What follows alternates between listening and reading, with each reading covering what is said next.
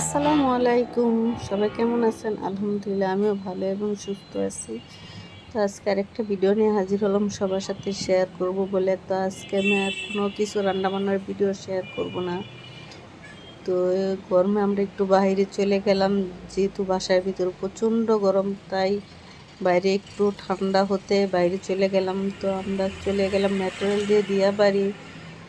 তো ওখানে যেয়ে আমরা বসেছিলাম অনেকক্ষণ মাঠের ভিতরে।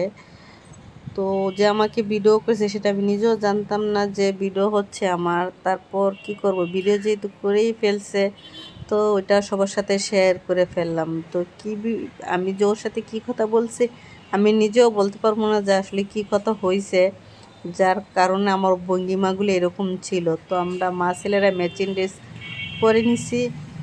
তো আমরা এখানে একটা সাইজের একটা পিৎজা অর্ডার দিলাম, যেহেতু পিৎজা হতে অনেকটা সময় লাগবে।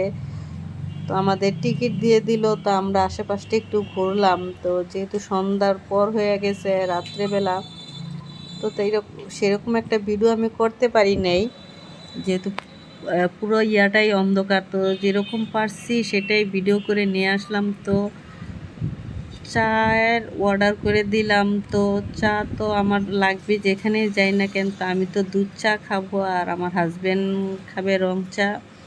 তো এ তো বোঝাই যাচ্ছে যে খুবই অন্ধকার।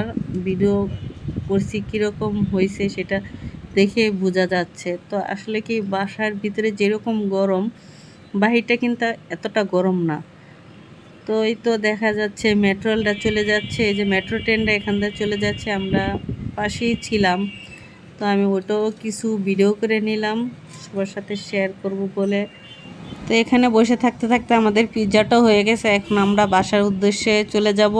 আর আমরা পিৎজাটা এখানে খাবো না, বাসায় নিয়ে যাব, যেহেতু আমার আরও দুইটা ছেলে বাসায় রয়ে গেছে। আমরা একসাথেই পিৎজাটা যেয়ে খাবো। তো আমার ভিডিও কেমন হইলো সবাই অবশ্যই কমেন্ট করে জানাবেন। তো কি আমার হাজব্যান্ডের এই ছোট ছোট বিষয়গুলো আমাকে খুবই আনন্দ দেয়, আমার খুব ভালো লাগে। তো এই তো আমরা মেট্রো রেলের জন্য অপেক্ষা করতেছি। সবাই ভালো থাকবেন, সুস্থ থাকবেন। আল্লাহ হাফেজ।